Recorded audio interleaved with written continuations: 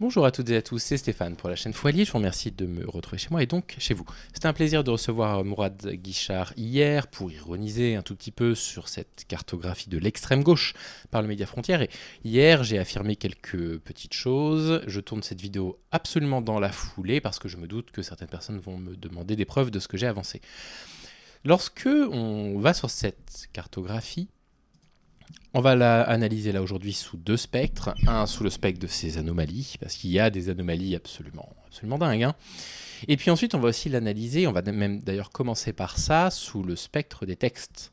Les textes qui sont associés à ces images. Hein. Si vous prenez, je sais pas, Antonin Bernanos par exemple ici, vous cliquez sur En savoir plus et puis vous avez accès à toute une série de textes pour raconter un tout petit peu qui est cette personne-là. Et donc, ce qui est assez amusant, c'est qu'hier, nous avons parlé avec Mourad de, comment ça s'appelle, de la méthodologie. Donc, la méthodologie, donc c'est Emmanuel de Gestas lui-même qui vous dit « j'explique ma démarche ici ». D'accord ? Donc, il explique sa démarche. Et en fait, cette démarche ne présente rien. Vraiment rien. On ne comprend pas du tout, finalement, sa démarche. Il n'y a pas de méthode.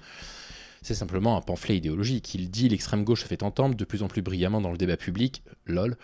Pourtant, cette mouvance reste peu connue en dehors de quelques trop rares spécialistes. Frontières a donc décidé de s'intéresser de près à ceux qui animent et font vivre cette famille de pensée. Pour autant, celle-ci n'a rien de monolithique ou même d'unitaire, bien au contraire.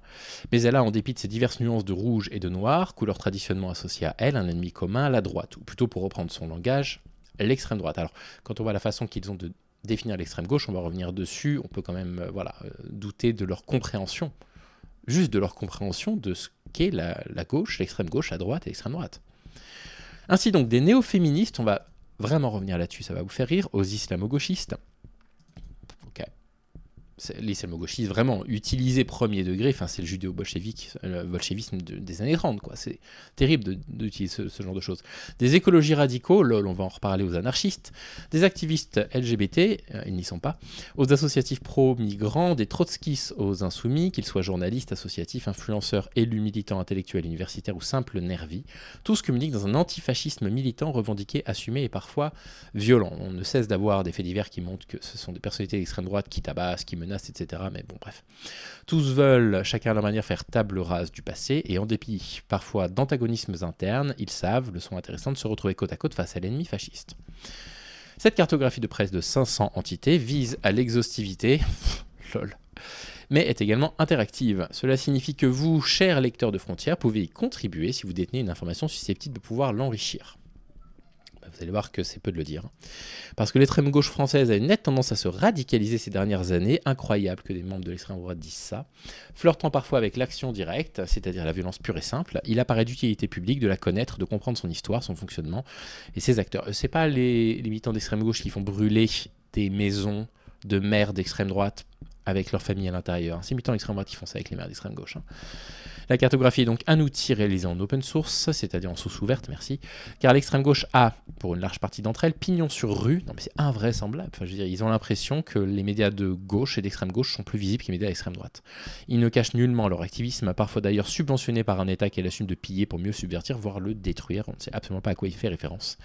C'est donc un contrepoint indispensable à l'information. Bref, autant vous dire qu'il n'y a rien sur la méthode, il n'explique pas du tout sa démarche, c'est un pamphlet. Donc, on revient là-dessus.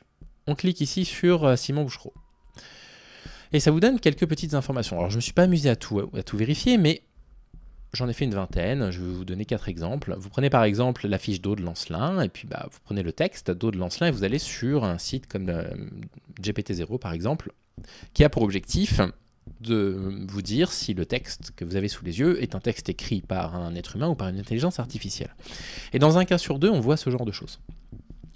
Nous ne sommes pas tout à fait certains à propos de ce document, mais à notre avis, c'est créé par une IA. Et vous voyez que la probabilité pour que ça ait été créé par une intelligence artificielle est quand même de 70%. J'ai fait la même chose avec Léo Desfontaines sur ce texte-là, et sur le texte-là, il nous dit exactement la même chose. Il a 71% de probabilité pour que ce soit créé par une intelligence artificielle. En ce qui concerne Thomas Guénolé, d'extrême gauche, hein, le mec il est chroniqueur chez Hanouna, enfin quelle blague. On est sur 50% de probabilité pour que ce soit créé par une intelligence artificielle, 10% pour que ce soit à moitié humain, à moitié une IA, 40% pour que ce soit seulement humain.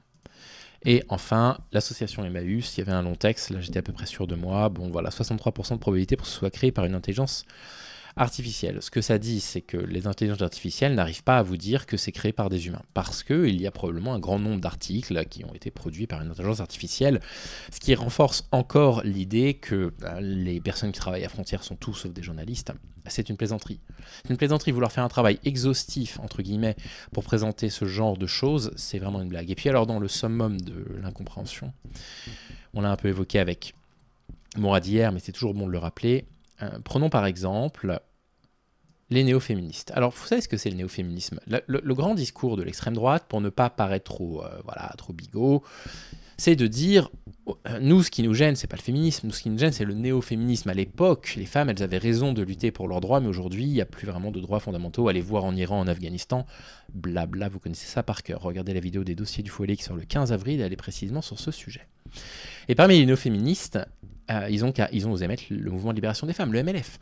Le MLF, enfin, je veux dire, c'est invraisemblable de dire ça, c'est un courant qui est né à la toute fin des années 60, de militantes qui étaient marxistes à la base, certaines militantes étaient marxistes, et c'est littéralement la première vague du féminisme, d'accord ? C'est-à-dire le féminisme pour les droits reproductifs. Et ils les classent dans les néo-féministes. Et c'est une plaisanterie, vraiment c'est invraisemblable, c'est-à-dire qu'en réalité, on voit la pensée de l'extrême droite, même le MLF en fait.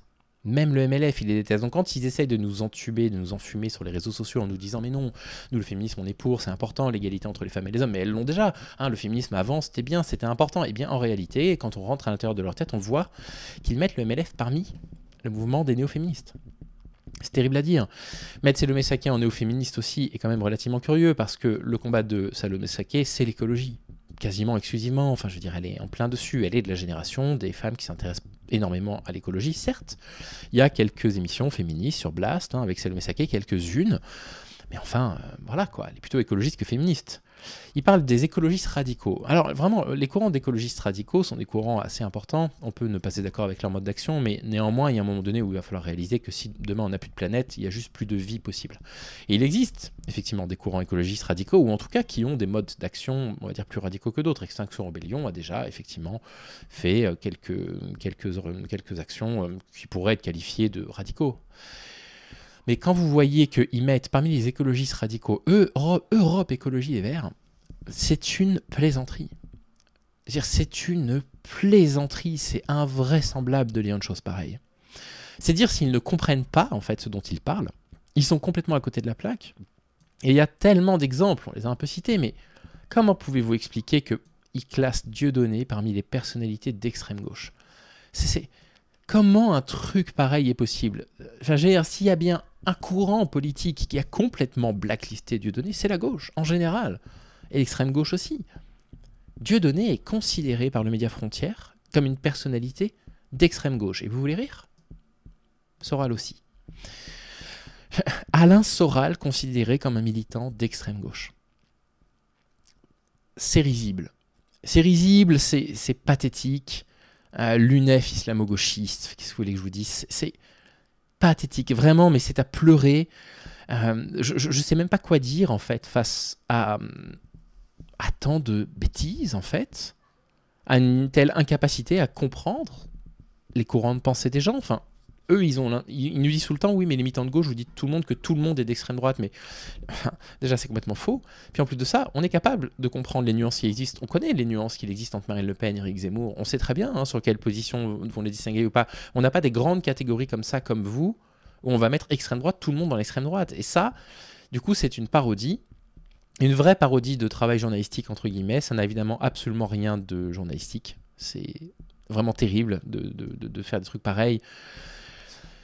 Voilà, enfin, on va pas se marrer sur tout, mais mettre le PCF comme un parti d'extrême gauche aujourd'hui, enfin, je veux dire, c'est quand même assez douloureux, quoi. C'est quand même terrible de se dire qu'en fait, ils s'intéressent même pas à la politique interne en France, quoi. Moi, je veux bien, communiste et révolutionnaire, c'est une grande catégorie, c'est deux choses qui sont différentes d'ailleurs, hein, tout le monde n'est pas marxiste parmi les communistes, hein, mais voilà, Fabien Roussel comme une personnalité d'extrême gauche aujourd'hui, enfin, je veux dire, il faut quand même oser, quoi. Hein. Faut quand même oser. Puis vous voyez, Piketty, Julia Cagé, c'est avant tout des économistes. Hein. Alors évidemment, hein, ils ont des influences politiques, comme absolument tout le monde. Ils ont des biais idéologiques, comme absolument tout le monde. Ils ne s'en sont jamais cachés. Enfin bref. Dans la catégorie Antifa, on a aussi quelques aberrations. Bon, je vous laisserai aller découvrir ça. Mais bon, voilà, c'est tout ceci. Thomas Porte Antifa, quoi. Enfin, je veux dire. Louis Boyard Antifa. Ah non, anti-flic, pardon. Bref. Bon, voilà, tout ceci est désastreux. Ça participe à ce que fait l'extrême droite depuis un moment, à savoir lister les gens, faire des listes des bons et des mauvais juifs, hein, quand ils critiquent Tzedek en expliquant que ce pas des vrais juifs, faire des listes sur Twitter. Tous les militants de gauche se retrouvent sur des listes absolument nauséabondes. Moi, je m'étais trouvé sur une liste, comme beaucoup de mes camarades, qui s'appelait Gauchiste à mettre une balle, ou alors Traître à la France. Enfin, voilà, des trucs comme ça. C'est caractéristique. Pour moi, ce truc-là, c'est de l'intimidation pure. Voilà, je ne vais pas vous le cacher. On est dans une forme d'intimidation, on va lister des personnalités, on s'en fiche que les informations sur ces personnalités-là soient vraies ou fausses, on en a longuement parlé hier avec le cas Thomas Porcher, avec Mourad, parce qu'il y a beaucoup de désinformations en plus là-dessus. On se fiche que ces étiquettes ne correspondent strictement à rien, on s'en fiche de raconter absolument n'importe quoi, on cite des associations d'aide humanitaire, SOS Méditerranée, Info Migrants, comme étant des associations d'extrême gauche, comme si c'était un problème. On va carrément aller sur le terrain d'associations dans lesquelles vous avez beaucoup de catholiques qui viennent donner de leur temps, la Croix-Rouge française, MSF, Médecins du Monde, enfin, je crois qu'ils ont mis également le Secours populaire. C'est dangereux. Vraiment, tout ceci est dangereux, est inquiétant. C'est voilà, de l'intimidation pure, mais ça révèle telle incompétence chez eux, totalement risible, que pour moi, il n'y a que deux hypothèses. Soit ils ont voulu faire ça sérieusement, mais ils sont simplement mauvais.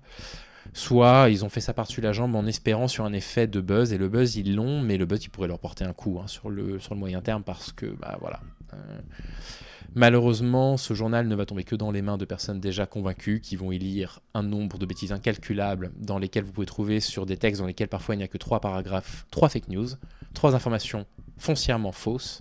Il y a de la diffamation. Et bon, bah voilà, se passera ce qui se passera. Je pense qu'il y aura des procès. Ils ne seront pas trop difficiles à gagner. Et voilà, c'est un torchon. C'est une plaisanterie. Voilà, bravo Média Frontières, changez rien surtout. Allez, passez un excellent week-end.